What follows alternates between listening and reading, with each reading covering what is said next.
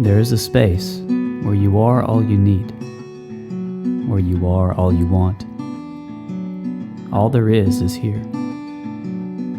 Welcome to the Source Connection, conversations about who we truly are, the possibilities of creation and the new earth we are birthing. With your hosts, Tara Long and Liz B.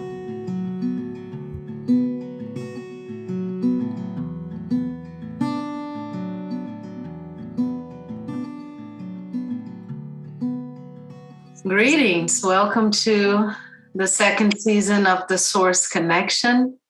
Some people call me Liz. I'm here with my co-host Tara Long and our very special guest, Alana Bliss. I invite you to find a comfortable space. If you're sitting, ground your feet.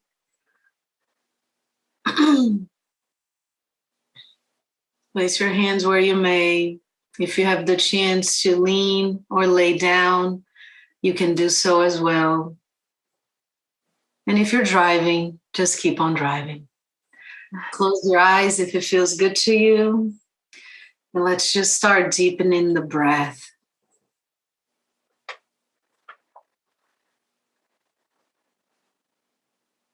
Making the inhale long and the exhale a little longer.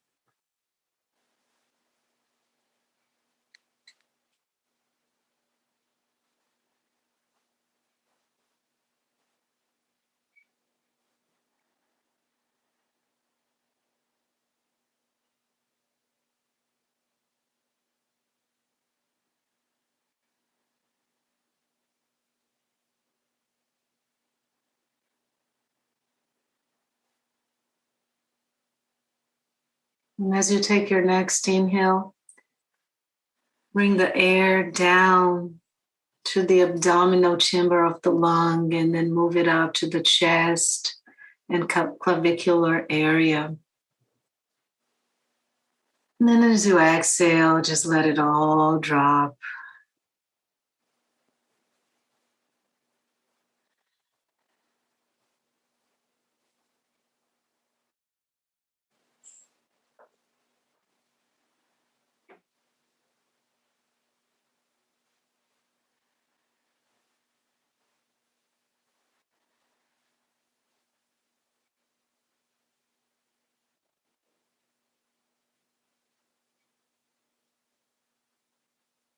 As the outer eyes are closed, we become more aware of our other senses. Just noticing the noises, where your hands are laying, your touch.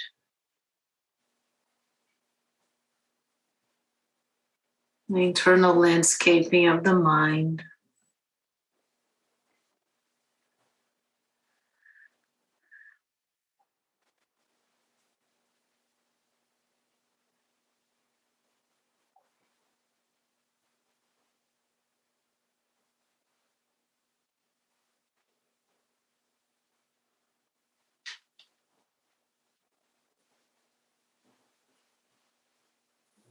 How are you feeling today?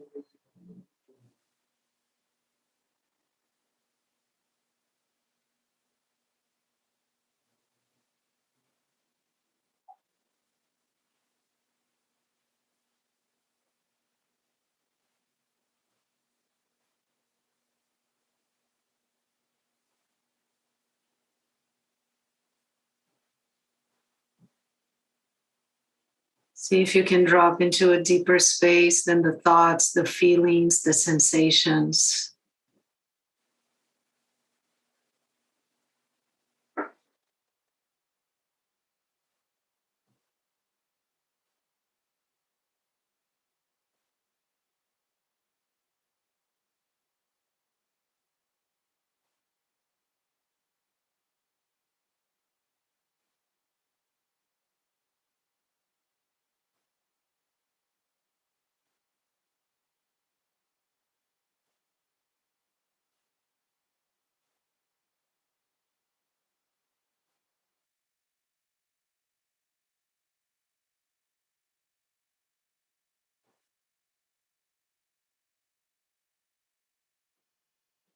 Let's take one full inhale together.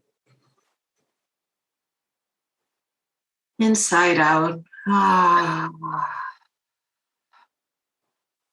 Two more times. Inhale deep. And one last time.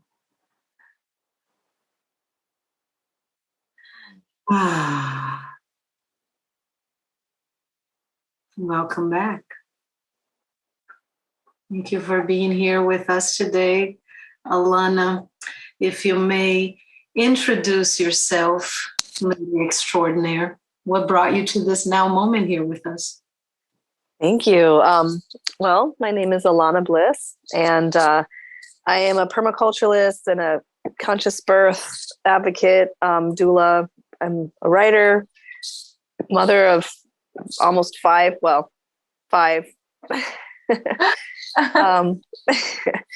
and a community organizer, I guess. Yeah.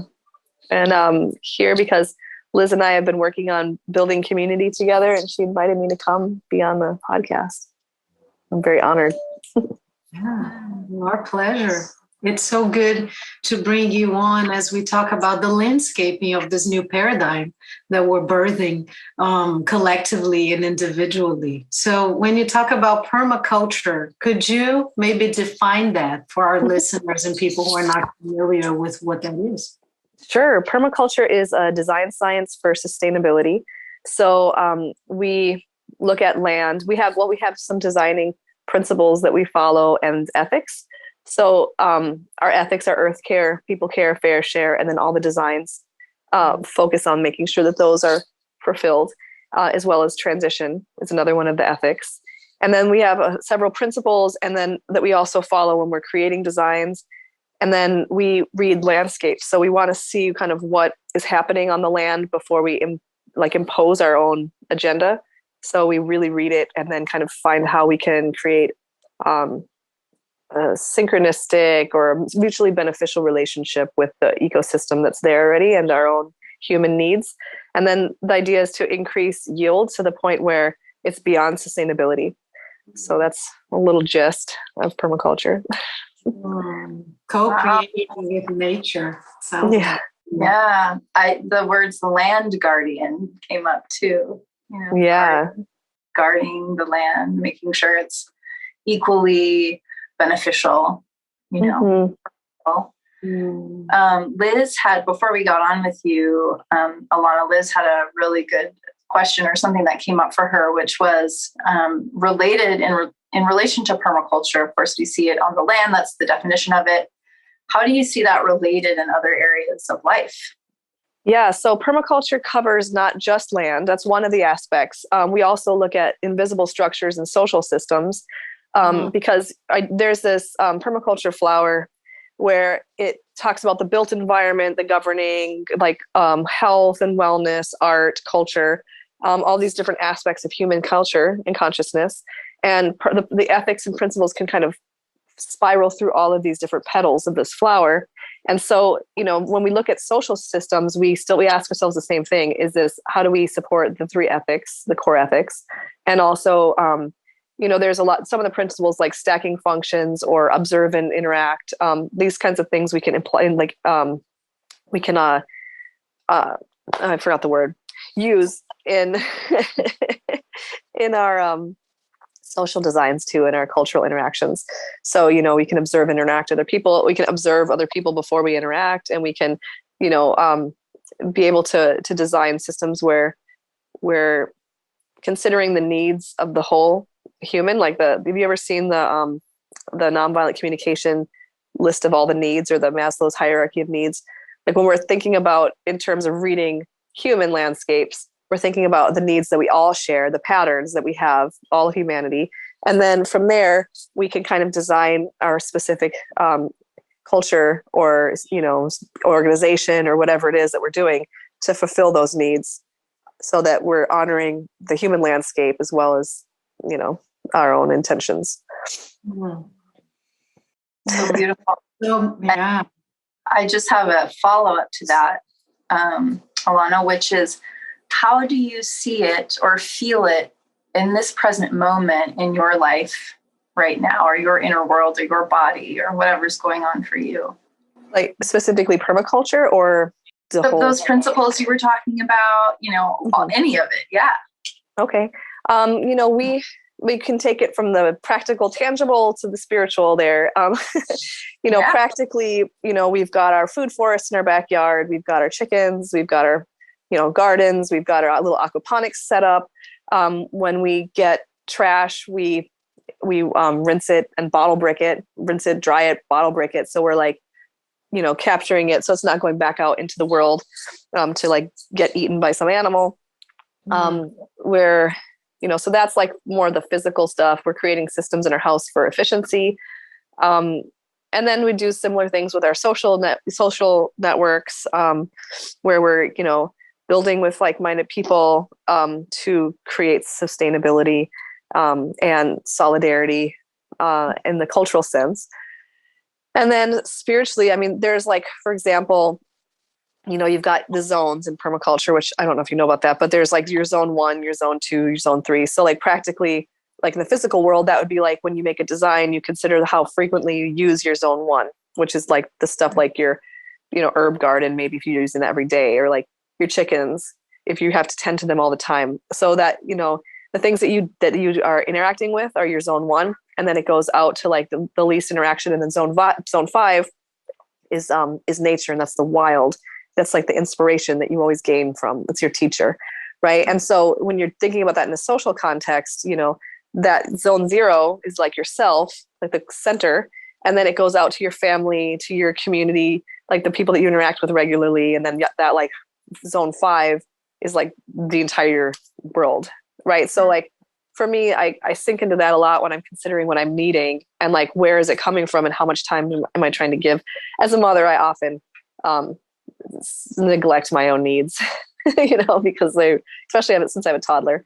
So, it's nice for me to remember to come back into that. So that's kind of more my spiritual sense, but also, I'm really into deep ecology, which is the like sense where it's like you find spiritual connection to nature.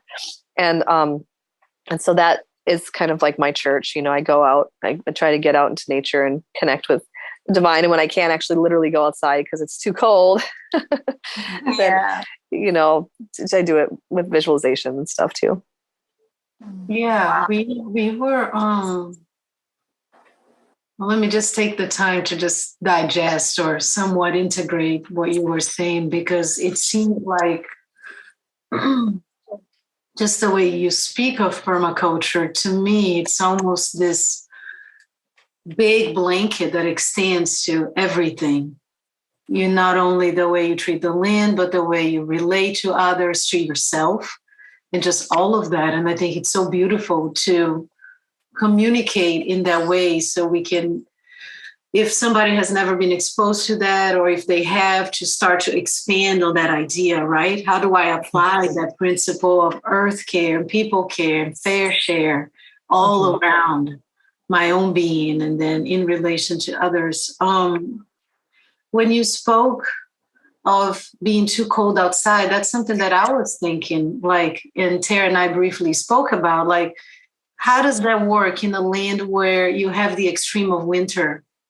And how does that, because you also, and we'll touch on that, you are also in Costa Rica with community and applying those principles in a very different climate zone. So how is that there now in Minnesota, and, the weather and all of that? Yeah, it's definitely very different. On the one hand, it's never actually too cold to go outside. If I wanted to really get bundled up, I could do it and have fun and connect, So there's that. So you don't want to completely cop out and say it's just too cold. But, that's when our systems go inside. Like the systems we have, we ideally and traditionally in a cold climate, you're growing enough to be able to preserve for the winter. We weren't able to do that this year because of we were traveling around the country looking at where we wanted to relocate to. So our gardens were not so productive. But traditionally what we would do is we would harvest a lot of stuff and bring it in. We potatoes and whatnot. Our chickens still lay eggs throughout the winter because we have a passive solar thermal mass chicken coop.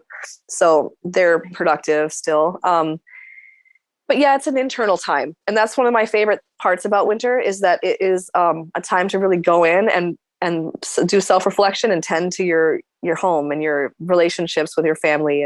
And so that's, and also be able to read and just kind of do things like that, where it's a lot more calm.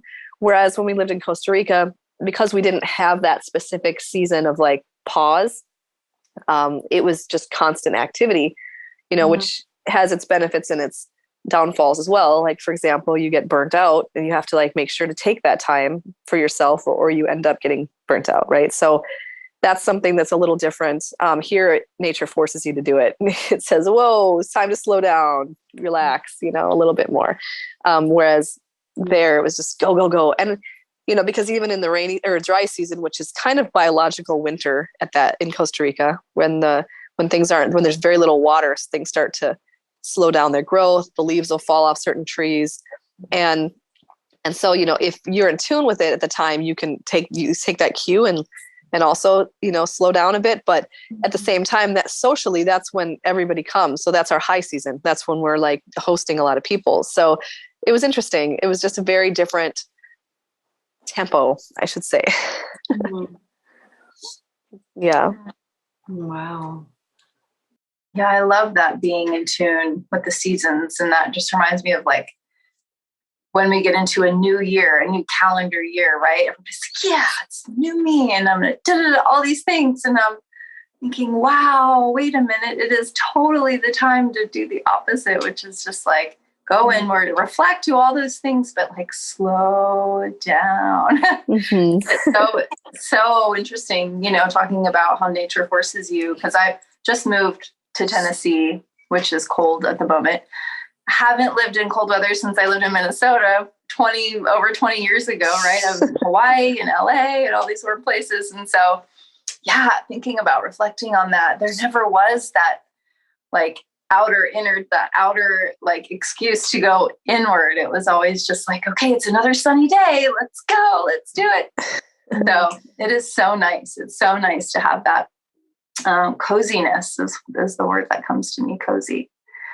And Alana, you are, did you say conscious birth coach? No. More, what I said was, I don't know if I said activist. Doula. Yeah. Conscious birth is my passion. Okay. So, when I had my first son, I had an extraordinarily spiritual experience, and it had its challenges and all the things, but at the same time, it was very empowering. And so I decided that I wanted to like make birth my life path. And I went to the farm. I had studied permaculture. And so I went to the farm in Tennessee where I took an apprenticeship in natural building, eco village development, and also a midwifery training. And during that time, I had my toddler, my oldest, who's now almost 18. He'll be 18 next month.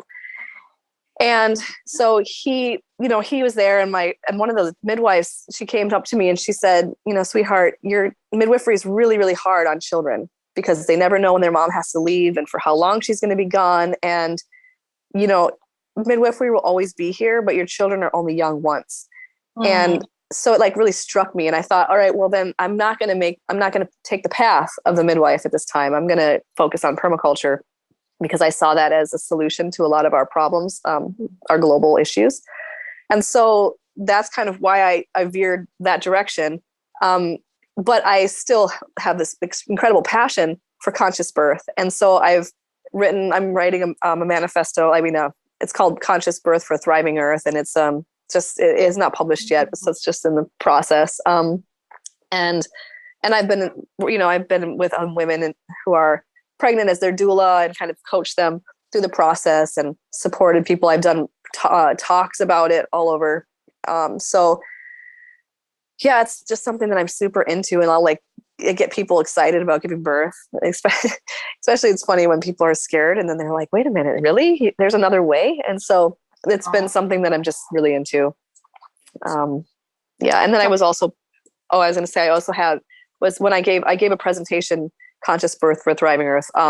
Birth is a Rite of Passage. I did at Boom Festival in Portugal. And the people who created the festival, it's like 42,000 people. And it's really, it's a permaculture based festival, but it's also like psytrance musically. So I did the presentation there, and then the lady who was kind of facilitating that presentation space, the Liminal Village, she asked if I wanted to co-publish or to be an author, a contributing author on her book called The Psychedelic Mysteries of the Feminine. And so I wrote about how birth is like a psychedelic experience. Like, because for me, my first experience was extremely psychedelic. I saw, as I was like in labor, there was a moment where I sat on the birthing stool where I saw with my third eye or whatnot, like not with my physical eyes, but I witnessed this consciousness of a continuum. It's like it was a continuum consciousness of the Divine Mother. And it was all the women that had ever given birth throughout history, all those that were in the middle birthing with me, and all those that ever would. And it was actually not just humans, it was all beings that birth. And so it was this really supportive divine energy. And so I had this profoundly spiritual experience where I felt supported and loved. And I wanted to share that. So that's kind of, so that like led me into like understanding the hormones and all the things that happen during labor that offer these kind of esoteric potential experiences for us. Wow. Would you be able to speak a little bit, because the psychedelic mysteries of the feminine was one of the questions I was going to, because I was curious about that. Like, okay, you're right. And when you talk about, you mentioned hormones, and I think that in our society, for the most part, I think that, I don't know, I'm going to reword it. I don't know if we have a healthy relationship with our hormones, and as women, and a lot of times we're made to be scared of them. Like, you're going to go into menopause, or you're going to, when you birth, your hormones are going to go out of whack. There's always this talk about this threat of the hormone, right? And when you spoke about birthing and having that kind of experience and understanding hormonally also what's happening in the body, would you speak a little to that? Yeah. And it's also endorphins. It's like the biochemicals, right? All of these things. Just a second. That guy. Sorry about that. I got a phone call.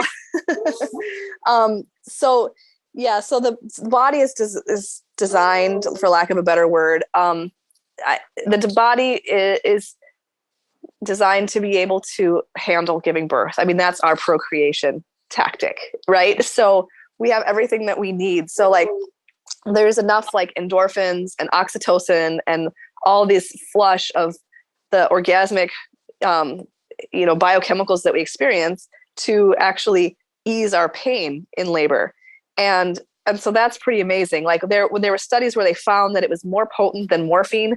And it was there was like the same biochemicals present in like smoking pot, for example. The same things that were released that gave you the high were also released during the birth. And the same thing happened with ecstasy and DMT. I mean, it's interesting because all these things that people do to try to like feel altered states of consciousness happen naturally during the birthing process. And I don't actually have my book on me because I lent it to someone, so I can't give you, I did a bunch of research and I don't remember it off the top of my head, so I can't use specific things at the moment. So I can't give exact examples of what that is, but it is the case. Like from my research, I found that these levels are there. And the main thing about it is to be able to trust the body. And I think that that's a really big disconnect right now with like our culture, and is that we've been taught to not trust ourselves, not trust our body, to like give our power to authority. And there's something really deep in that around birth. And so sorry, getting distracted. My husband's going to go get the dog, but he's like standing right out the outside the window barking. Yeah. He's like, the dog is agreeing with you. Oh. Yes. He's like practically looking at me because I can see the window where he is. I'm like, oh, sorry. But so So there's a saying, it says, who controls birth controls the earth. And this is because of the deep limbic imprinting that happens during our labor, during our actual experience of birth. And then there's a book that came out in the 80s called The Secret Life of the Unborn Child, which started to open up the concept of prenatal psychology, and like how we feel about ourselves and our babies during our pregnancy starts to actually create them, not just emotionally or mentally, but actually physically, because the baby's literally floating in our juices. Like all these hormones, endorphins, biochemicals that we're feeling are like informing the child of what's out there, right, in the world, and how it informs their like which genes mature in their genetic code in order to like be ready for the world around them. And that actually goes back to when the mother and father's egg and sperm are maturing. So every month, the woman's egg will mature and draw to it specific genes to activate it. And so like how a woman is feeling in the world, it will draw those genes that are most relevant for the world, for the survival and like for the survival of the child. And so the more like loving and like the more in love and supported that a woman feels, the more her baby's gonna have the creative potential, versus the more like afraid and like in survival mode, the more the baby's going to be like stronger physically, but have less creative potential because they're having to like build a warrior state. Right. So this happens throughout the course of the whole pregnancy. There's a lot of like deep psychology that happens around what they feel about themselves, like the child feels about themselves as they're developing. The relationship with the child and the mother is primary. And then the second one is how the father feels about it, about the pregnancy and the baby and everything. And so that's all happening prior to the birth. But then birth itself is like the big introduction to the world. And so if a baby is born in a loving, caring, open space with trust and compassion and support, then they're going to feel connected. Like if a child has the opportunity to like breathe on their own time, take breaths as they need to, knowing that they're supported because their placenta is still attached, right? That is a huge gift, because now this person can feel like they're like, they have the space to like find themselves, because this is a huge biological shift in our bodies. It's actually the biggest one we go through, is going from being a loop system with our mother to being a closed loop system with just ourselves, right? When the umbilical cord stops giving us nutrients and oxygen. So being able to unfold, that's a really beautiful, empowering place. But when a baby is born in an environment of fear, the mother is being pumped full of drugs that are going against her body. The baby's being born at a time that they're not ready. Because what happens to trigger labor is there's a protein in the lungs that triggers the labor process. So that protein is created, but saying the lungs are ready to start breathing. That goes out into the uterus. The uterus takes a signal in, and then the birth starts to happen. So, sorry, I just keep getting phone calls. So. What happens with that is the baby's born when the baby's body is ready, and that also goes along with mother, because if the baby's ready but the mother's fear is strong, it will also indicate the body that it's not a good time. So so there's many components to that. But if a baby is born in an environment where the cord is cut right away, what happens is that they're like symbolically cut from source. They don't have that connection anymore, because they lose all the extra blood that would have come into them through the process of the placenta releasing. And then there's also asphyxiation that happens sometimes, where a child, if they don't breathe right away, they'll die, right? So sometimes there's a time where they're not getting enough oxygen, and that causes autism and all kinds of other problems. It also creates a feeling of fear and panic in a baby. So that's going on. Meanwhile, you've got bright lights, the doctor's in charge. So we're being taught from birth right away, if we're born like this, to give our power away to an authority figure, that we can't do it ourselves, and that we're not safe, and that we're not connected. And so those are some really, really powerful, deep limbic imprints that most of people have because of their birth experience, which causes us to feel disconnected from our bodies and to not trust the process and not trust our own biology. This is very emotional conversation for me, and it's heightening the paradox for my own birth experience with my child, and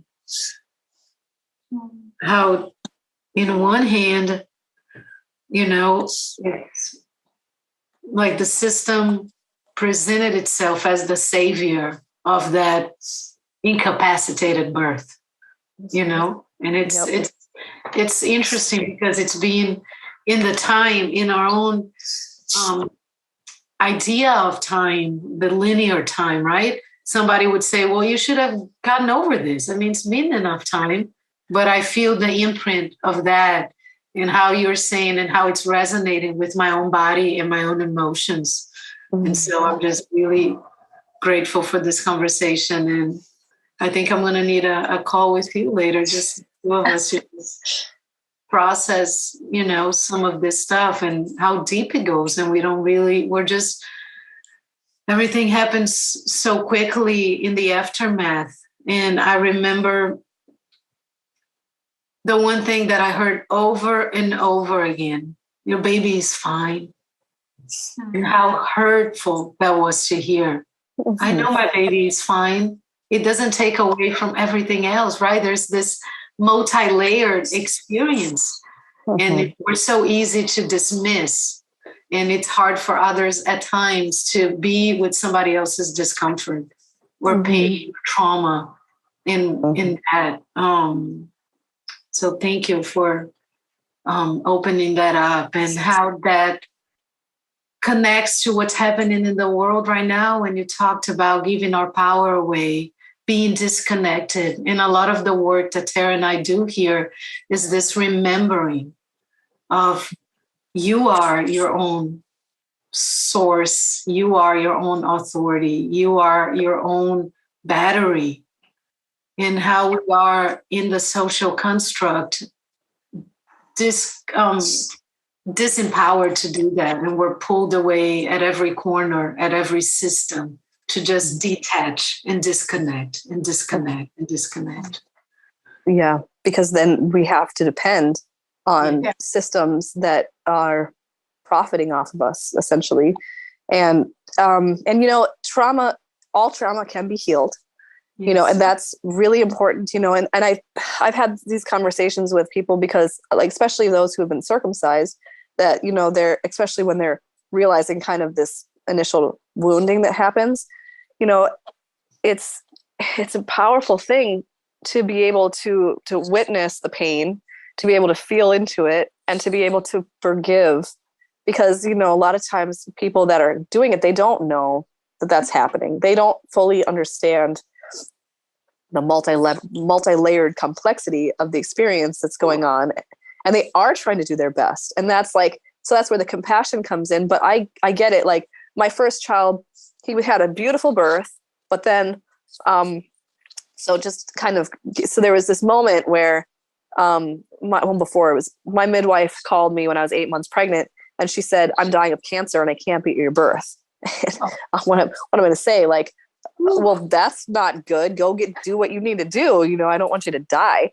And at the same time, I didn't really have the space to be able to really feel how unsupported I felt because of that, And so her apprentices were going to be present at the birth, but they were very insecure about the experience. They didn't, without their, guide that they had always been there, they didn't know how to act. And so when my baby was born, he was a water birth, and they weren't used to that. Water births take time for the baby to unfold a little bit longer. So most people aren't used to that, because if it's an air birth, they're woke up by the air, right? And the water's same temperature pretty much as the body. So it took time. But anyway, they kept yelling at me bring your baby here. Your baby's not here. You have to be the one to do this. And I'm just recovering from just pushing him out, having this really intense experience, because yes, it was beautiful. Yes, it was profound. Yes, it was painful. And it was hella hard. It was not an easy thing. It was like climbing to the top of a mountain, wondering every step towards the end, can I do this? There was a moment where I was pushing, and then suddenly I worried that I was going to be a bad mother or something, or I didn't know or what it was. It wasn't even that. I worried that I was suddenly responsible for the growth and development of an entire person. And everything I did from that moment on was going to be in effect, you know? And so I suddenly got really anxious and my whole birth process stopped. And luckily one of the midwives asked me if I was okay, like what I was thinking or feeling. And I told her, and then she was like, "Oh, you're going to be a good mom. It's okay." And then I went back into the process. But what ended up happening is because my son wasn't like coming, because there was this moment where, and they didn't know, again, it was so subtle, but like he was in the water. Their father had caught them. My like ex, my late, I don't know, he's gone, he died. So I don't know exactly what to call him, but he caught the baby. He was looking into his eyes. They had this really connected moment. As he was pulling the baby out of the water slowly, one of the midwife apprentices was worried that it was the wrong thing to do or something. So she swooped in, grabbed him out of his hands and pulled him out of the water really quickly, which put him into a state of fear and panic, which made him breathe really fast. Long story short, we end up in the hospital because the baby is breathing too quickly and not calming down because the fear went from non-existent to more and more and more and more the whole time. And we ended up having to stay in the hospital for 4 days, 5 days actually. And I wasn't a patient. It was the baby. It was my baby, Junga. And so I couldn't I didn't have a room to be in. I went from being in the space of vulnerable pushing to suddenly being in defensive mode. No, you can't vaccinate my child. No, you can't circumcise my child. No, you're not going to stick that into him or this into him. You're being on guard practically the whole time. And then being just go. It's okay. We've got this. He's safe. And I'm I'm not leaving my baby here. And so, there was this very intense energy for that time. And I remember when we finally came out of the hospital, we just went back to the house.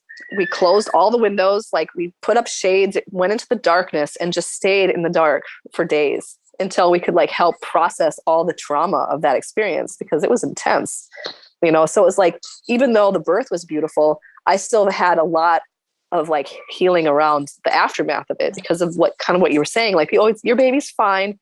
No, my baby's not fine. Look at you, got tubes sticking out all over him. You won't let me give him breast milk. This is not okay. And actually, I've seen how it affects him even to this day, in his personality.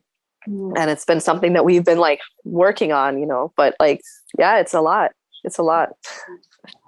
A lot of tears here.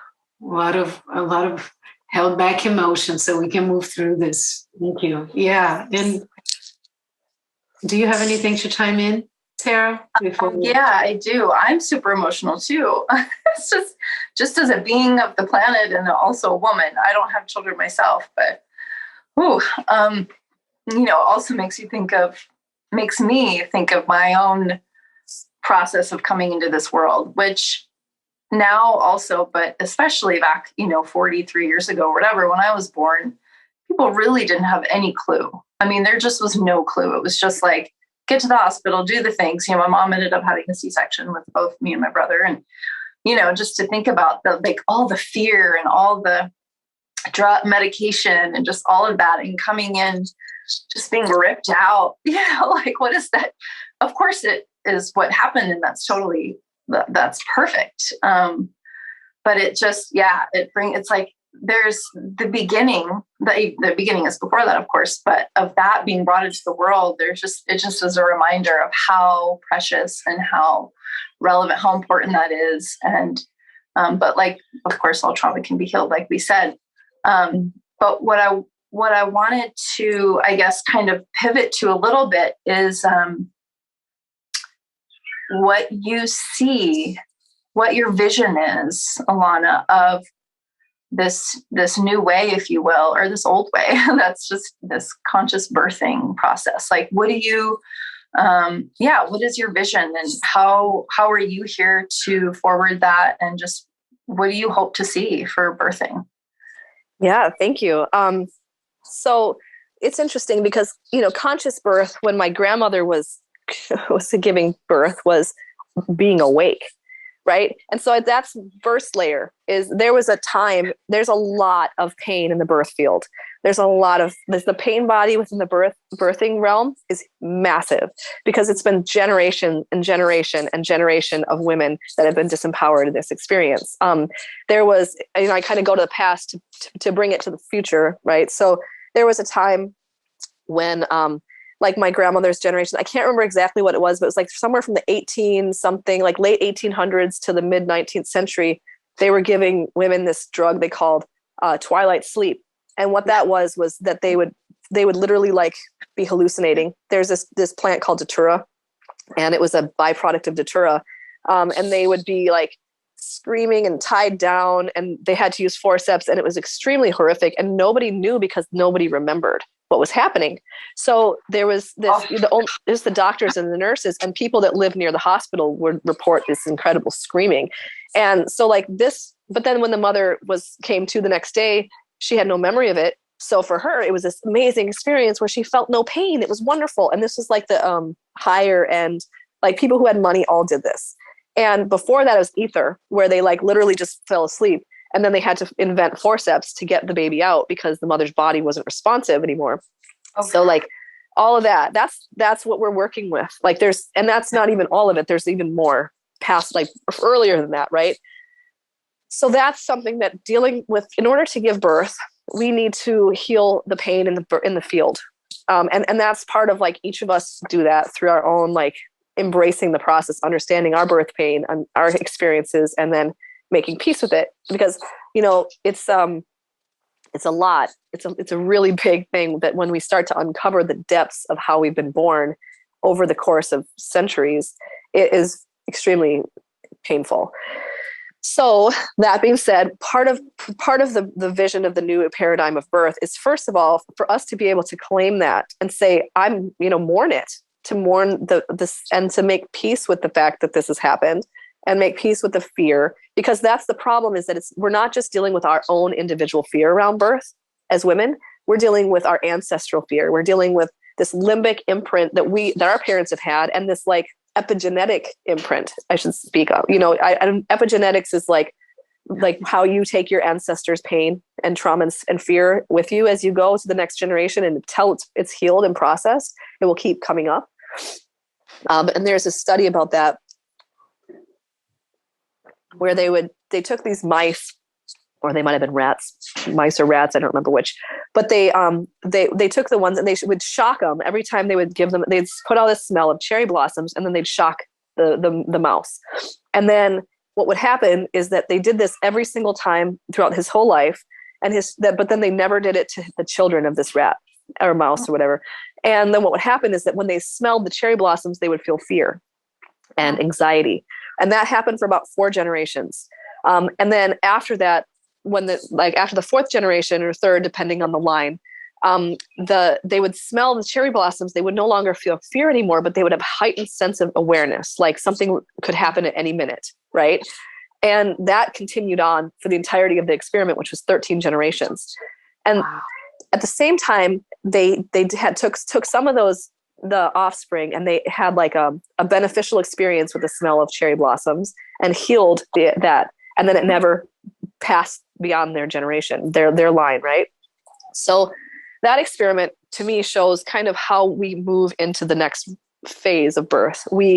And this goes with everything that we're experiencing. Like when there's traumas that we don't have context to, like for example, if something happened, and my ancestors smelled mold at the same time that this traumatic event happened, and I smell it, then I suddenly get really tense every time I feel it, or hyper aware, or whatever that smell was. It could have been jasmine, flowers, whatever it is. If I can start noticing those triggers in myself, then I can start to heal them. But if I don't notice, I can't heal them, right? So it's a consciousness. So that's what I mean by conscious birth. So it's like looking at the pain, looking at the hard stuff, the dark, the shadow, all that like really intense stuff, and finding ways to heal it instead of avoiding it. Because that's what we tend to do when we don't want to like come up against something, when we come up against something that's scary or hard, sometimes we'll tiptoe around it and keep going and just think positive thoughts, right? But one of the things that there's a woman named Pamela Hunt, and she wrote Birthing from Within. And she's a midwife, and she had, helped tons of babies. But when it came time for her to give birth, she ended up having an emergency C-section. And it was because she was so resistant to it, and she had so much fear around it that she manifested it.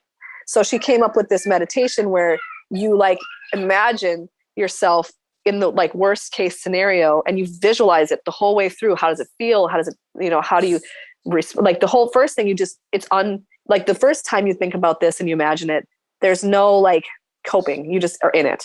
And then you imagine the same thing happening again, but the second time you do it, you see yourself being strong and coping with everything that happens, but you don't change the storyline, right?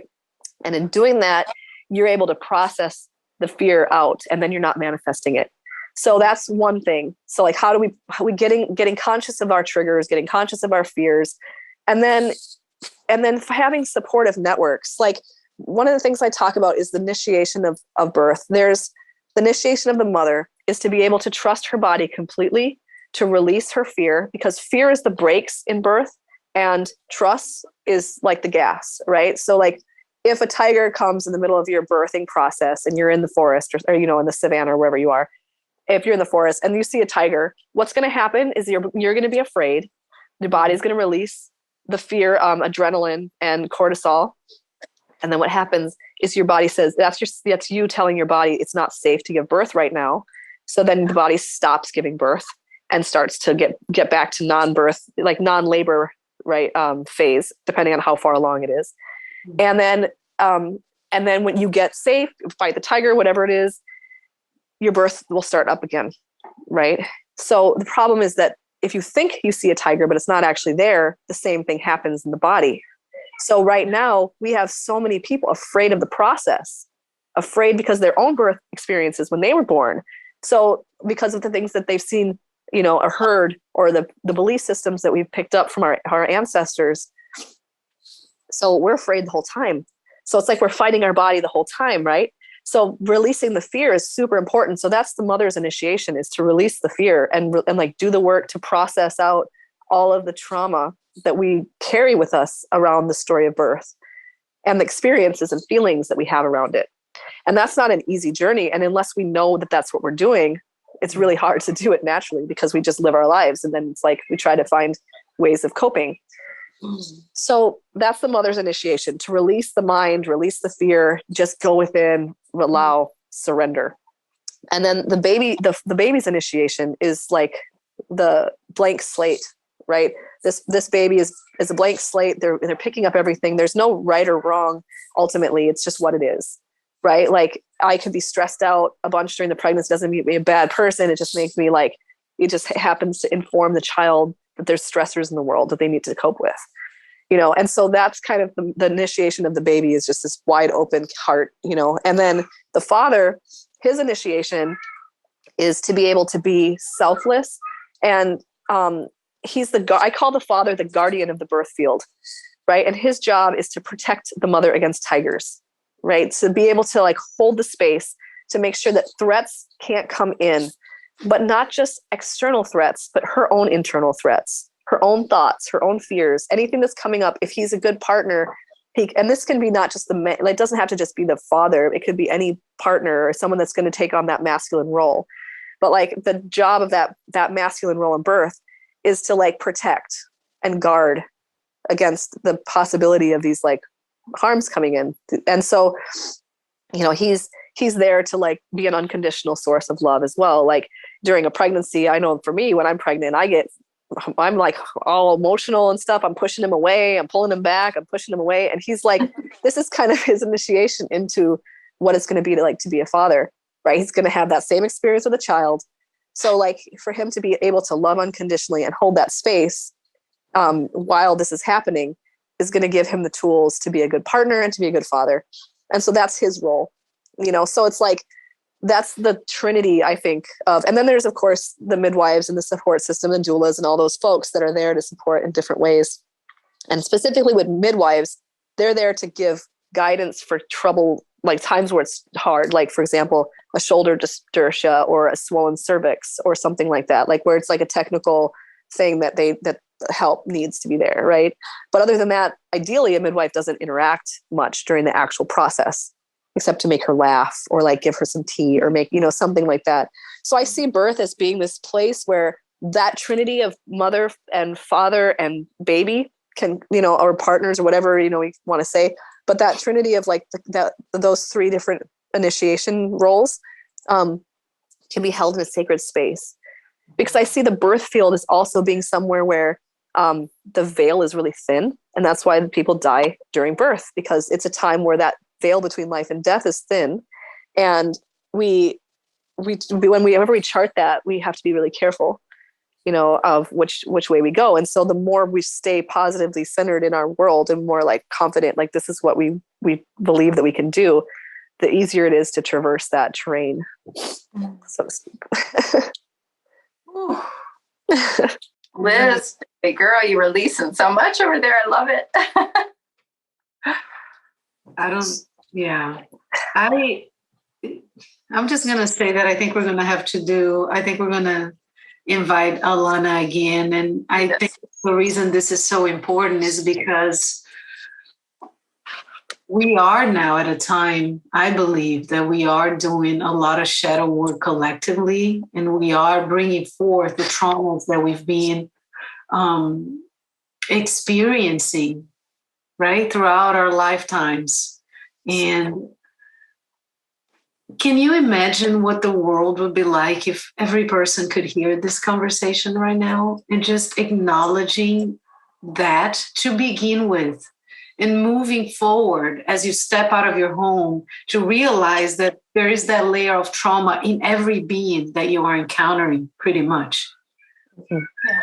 Being to move from that place of that acknowledgement, that kind of space and understanding and softening. Mm-hmm. It just sounds so profound to me. And my goodness, when you're talking about the women and what they would put through and all of that, and it's just there's so much, Yeah.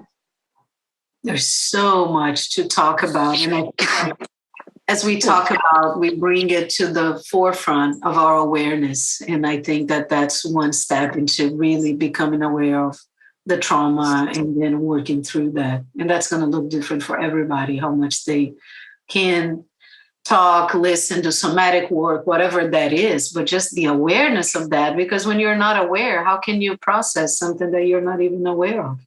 Mm-hmm. Mm-hmm. It's true. And and having that perspective for me has given me so much compassion, because I can see that people are operating from these like deeper, the thing about the limbic brain is that that's not the conscious brain. It's like reactionary part, right? So there's a lot of like most people that are experiencing mental health issues, a lot of times are dealing with these like unresolved, deeper limbic brain issues. And it's helped me. I've learned I've just learned to be able to have a lot more patience and compassion with people in the world in every echelon, whether it's like the people who are like causing all sorts of trauma or, the average person I meet on the street.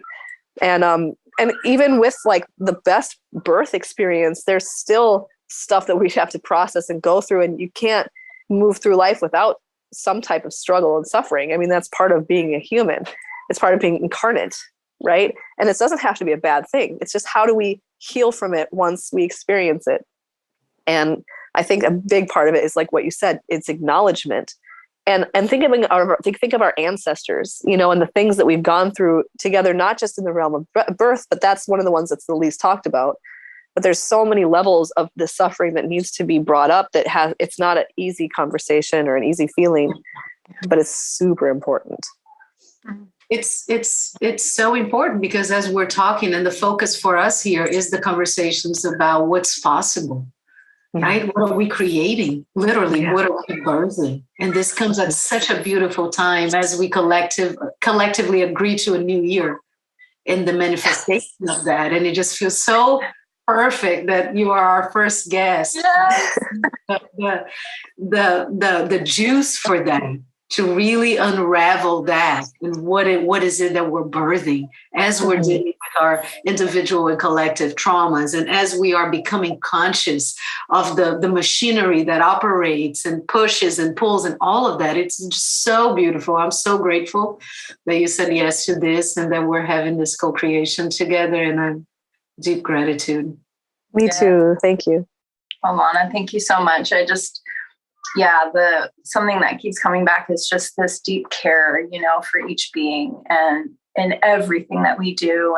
And the birth is where, again, it all kind of starts with the physical incarnation of all of us. And so bringing it back to that is just, it's just been so beautiful. So thank you. Thank you. Back for round 2. And if you round, yes, I feel like there's so much more we could go into. So rich, and it is something that just is not talked about enough, and not enough awareness ever been brought to this. And what could be more relevant? It's true. Especially right now, as we're looking at this mechanicalization of humanity, it's something that you see at the same time. It's hand in hand with our birthing processes. It becomes more and more medicalized, and so if we want to be able to take our power back, it's not just about actually giving birth. It's about like seeing that we are these like beautiful biological beings and that biology is sacred. It's something that we have been taught, in a lot of the world, that it's not, that's like filthy or something, but actually it's sacred and it's beautiful. Yes. And we can trust it completely. Yes, we can, especially when we're willing to do the work, because there's the body is so, it's like a sponge, we soak everything up. And so when we're able to like squeeze out that sponge and put some fresh water in it, it's going to be like cleaner and, easier. Yes. I like that. Thank you so much. And Alana, where can... Oh, yeah. Go ahead. I was going to say, where can people connect with you if you'd like them to? I know you're a little busy, but... I have a website. It's called alanabliss.com, but it's mostly focused on like a mothering mastermind that I was going to start a while back, but ended up not doing. But people can reach me through that. It's not active necessarily because I got pregnant. So it just, my priorities. And that, between that and the community stuff that we're doing and all of the kids, I've been a little bit, it hasn't been prioritized, but that's a place to get hold of me. And that's, my name is spelled ALANABLISS. So it's alanabliss.com. Great. Yeah. Thank you everyone for being here today. And I look forward to next time. Much love. Thank you.